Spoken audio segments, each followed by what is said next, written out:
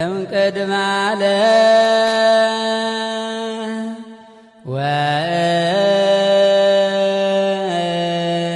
ወእስከ ለዓለም። በስመ አብ ወወልድ ወመንፈስ ቅዱስ አሃዱ አምላክ። ሰላም እግዚአብሔር ምስኩልና ይኹን። ዝተፈላለዩ ኩርናዓት ዓለም ኮንኩም ነዚ ድምፂ ናይ ቅድመ ዓለም ሜዳ ተከታተሉ ዘለኹም ናይ እግዚአብሔር ሰላም ምሳኹም ይኹን። ለመውን እግዚአብሔር አምላኽና ረዲእና ብህይወት አቂቡ ክሳብ ሰዓት ያጸንሕ እስትንፋስ ሂቡ ቃሉ ክንመሃር ስለዝፈቀደ ክብሪ ምስጋናን ይኹኖ። ለመንባር ከም ፈቃድ አምላኽ ነቲ ቀዲምና ጀመርናዮ ንባብ ሃይማኖት አበው በድምፂና ክንመልእ እግዚአብሔር ሰምዕ አእዛን ክበና استوعلو قلصلنا هتفقد خنولنا قطع نفت نباب كساغركم ሃይማኖተ አበው ምዕራፍ 7 ክፍል 1 ናይ ሃገር ኤዶም ኤጲስቆጶስ ናይ ሐዋርያ ወድ መዝሙርን ረድእን ሄሮኖስ ከም ዝበለ ኦሪትን ነቢያትን ወንጌልን ክርስቶስ ካብ ድንግል ከም ዝተወልደ መሃሩ ኣብ መስቀል መከራ ተቀበለ ሞተ ተቀብረውን ካብ ሞታን ተንሲኡን ረአይዎ ናብ ሰማያት ዓረገ በእግዚአብሔር ከአ ተመስገነ ንዘለዓለም ዓለም ውን ነገሰ ኮኸብ ጽባሕ ከይተፈጥረ ካብኡ ዝተወልደ ናይ አብ ሕልንኡ ፍጹም ቃል እግዚአብሔር ንሱ እዩ ምስ አብን መንፈስ ቅዱስን ኩሉ ዝፈጠረ ንሰብ ፈጣሪኡ አብ ኩሉ ግብሪ ህልው ዝኾነ እዩ አብ አሕሎ አቦታት መምህር አቦታት አብ ሕጊ ከአ ሓጋጊ ሕጊ ንሱ እዩ አብ ካህናት ሊቀ ካህናት አብ ነገስታት ጎይታ አብ ነቢያት በኹር ነቢያት አብ መላእክት ድማ ንጉስ እዩ ብባህሪ ሰብ ዝኾነ ካብ አብ ዝተወልደ ካብ አምላኽ ዝኾነ አምላኽ ንጉስ ዘለዓለም ንሱ እዩ እዚ እቲ ንኖህ ዝሓለዎን አብርሃም ዝመርሖ ምስ ይስሐቅ ዝተኣስረ ምስ ያዕቆብ ከዓ ጋሻ ዝኾነ ምስ ዮሴፍ ዝተሸጠ እዩ ንህዝቢ እስራኤል ምስ ሙሴ ዝመርሖም ሕግውን ዝሓገገሎም ንኢያሱ ርስቲ ዝሃቦን ደቂ እስራኤል ከዓ ምስኡ ርስቲ ዘውረሶም ንሱ እዩ ኣብ ዳዊት ሓዲሩ ዝዘመረ ኣብ ነቢያት ሓዲሩ ከዓ ንህዝቡ ዝመሃረ በይኑ ንሱ እዩ ካብ ቅድስት ድንግል ውን ሰብ ኮይኑ ዝተወልደ ንሱ እዩ ኣብ ቤተልሔም ተወልደ ብኣጭርቕቲ ተጠቕለለ ኣብ መብልዕ ማል ደቀሰ ጓሶት ረአይዎ መላእክቲ ውን አመስገንዎ ሰብ ጥበውን ሰገድሉ ዮሐንስ ገለጾ ኣብ ፈለግ ዮርዳኖስ ከዓ አጥምቆ ኣብ ምድረ በዳ ተፈተነ እግዚአብሔር ምዃኑውን ተፈልጠ ሐዋርያት ናብኡ አጋብአ ወንጌል መንግስት ሰማያት ድማ መሃረ ንሕሙማት ፈወሰ ንሓንካሳት ከም ዝኸዱ ገበረ ነቶም ለምጻማት አንጽሖም ንዒንቲ ዕውራት ከዓ አብርሀ ሙታት ተንስአ ኣብ ቤት ጸሎት አይሁድ መሃረ እቶም ህዝቢ አይሁድ ግና አይአመንዎን ይሁዳ አሕሊፉ ሃቦ አሕሎ ካህናት ድማ ተቀበልዎ ብስጋ ተሰቅለ ኣብ ዕፀ መስቀል ከዓ ተሸንከረ ሞተ ተገንዘ ተቀብረ ድማ ካብ ሙታን ከዓ ተንስአ ነቶም ዝሞቱ ትንሣኤኦም ነቶም ዝበስበሱ መድኃኒኦም ነቶም ኣብ ጸልማት ዝነብሩ ብርሃኖም ነቶም ዝተማረኹ መላሲኦም ነቶም ዝጠፍኡ ዝመርሖም ነቶም ዝተጨነቁ መጸግዒኦም ቤተ ክርስቲያን መርዓዊኣ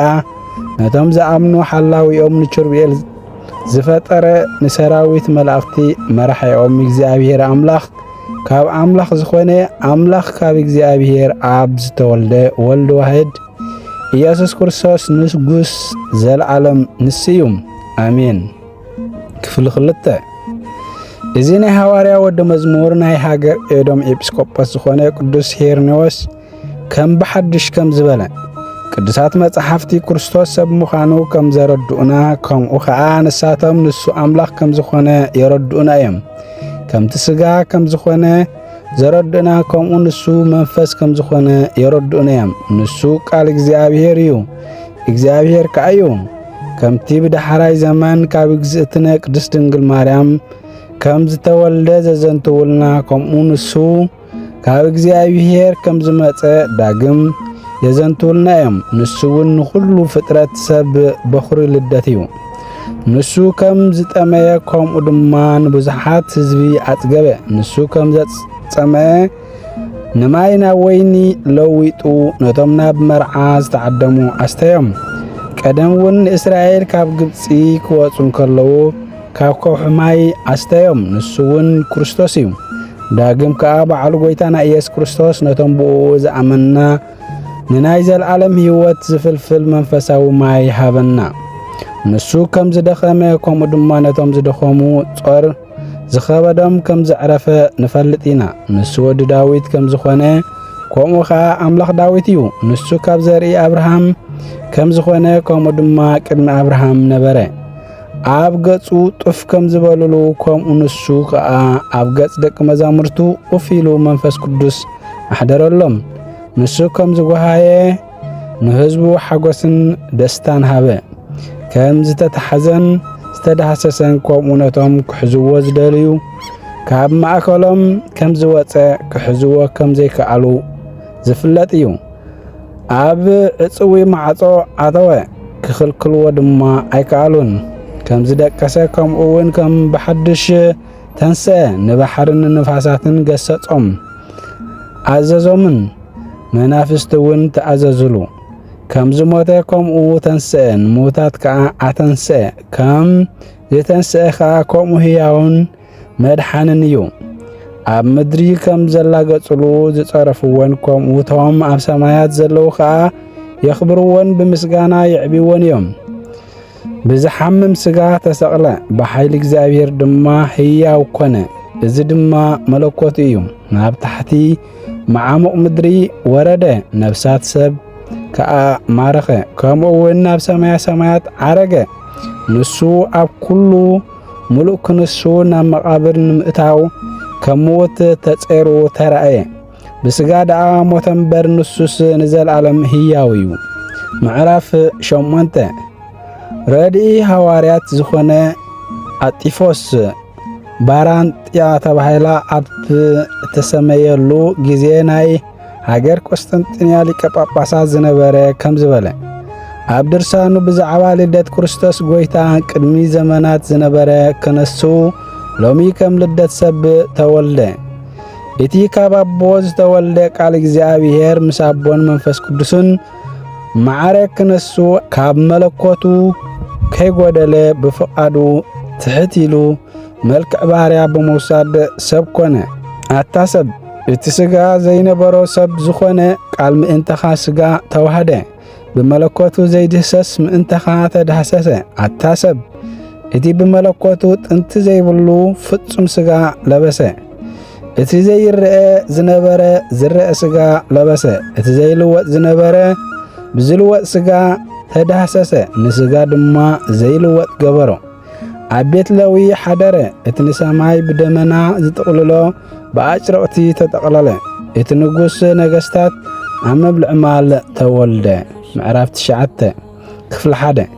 ረድኢ ሐዋርያት ዝነበረ ናይ ሃገር ስፍት ኤጲስቆጶስ ኣርኮስ ከም ዝበለ ስፍት ኣብ ሸነኽ ምዕራብ እያ ትርከብ ናብ እስክንድሮስ ኣብ ዝለኣኾ መልእኽቱ ከም ዝበለ ናይ ሐዋርያት ጉባኤ ዝኾነት ሓንቲ ቅድስት ቤተ ክርስቲያን ብሓቂ ሓጎሳ ዝተፈጸመ በታ ዕለት እቲኣ እዩ እሞ በዓል ትንሣኤ ብዕለት እሁድ ክኸውን ይግባእ ንኹሉ ኣብ ናይ ዘለዓለም ህይወት ስሙ ዘጽንዐ ንኹሉ ምስጢረ ትንሣኤን ዘይሓልፍ ተስፋ መንግሥተ ሰማያት ዝጸንዕውን እዩ ጎይታ ስጋ ካብ ሙታን ኣብ ዝተንስኣሉ ጊዜ ነቲ ጸላኢ ደቂ ሰብ ዝኾነ ሞት ብኡኡ ዝሰዓረሉ ጊዜ እዚ እዩ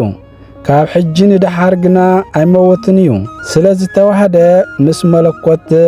ዘይልወጥ ዘይጠፍእን ገይርዎ እዩ